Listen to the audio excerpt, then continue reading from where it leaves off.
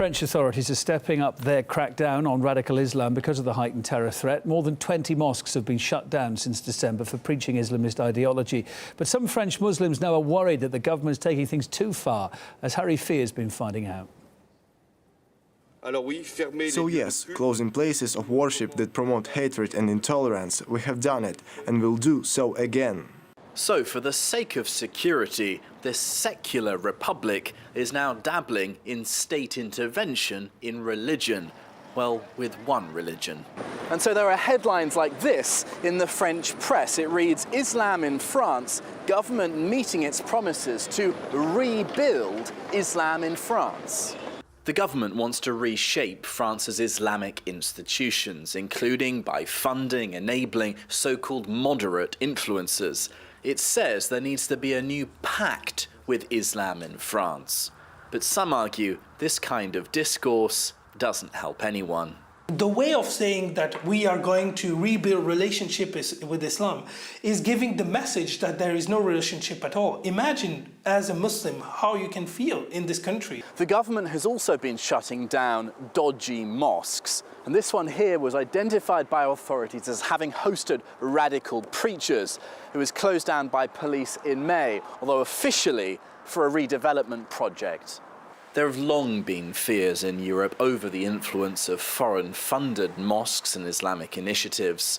Well, Saint-Denis residents who knew of the mosque had some interesting off-camera statements to make.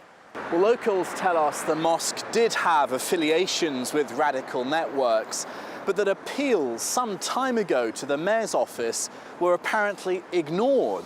Muslim lawyer and author Asif agrees. Closing radical mosques is long overdue, but being seen to crack down too much has risks. This is the main problem, and this is the balance that the government is trying to have. How to stop the spreading through mosques and to not go too much into the extreme right discourse. So is it that with the recent history of terror attacks weighing heavy, that we're now seeing more open Islamophobia, fed now by state policy? I think there is no Islamophobia in France. Instead, when we have these slaughters, I still wait from clear speeches from the so-called Muslim authorities. I mean, first saying that there is no Islamophobia at all in our society is just amazing. I mean, I don't think this guy see what happened. Indeed, the ruling socialists, with next year's elections in mind, fear losing ground to the political right, leading to no shortage of sharp lines from the Prime Minister since he was booed at the Nice attack memorial. If Islam doesn't help the Republic to fight those who challenge public freedoms, it will become harder for the Republic to guarantee this freedom of worship. This type of statement are just encouraging people from going on the web and get radicalized, because these type of statements are actually the one that Daesh uses in order to turn the mind of people. It's a climate of barely masked Islamophobia, which not only lacks this country's much vaunted fraternité, but from a security standpoint could prove dangerously counterproductive. In Paris, for RT, I'm Harry Fear.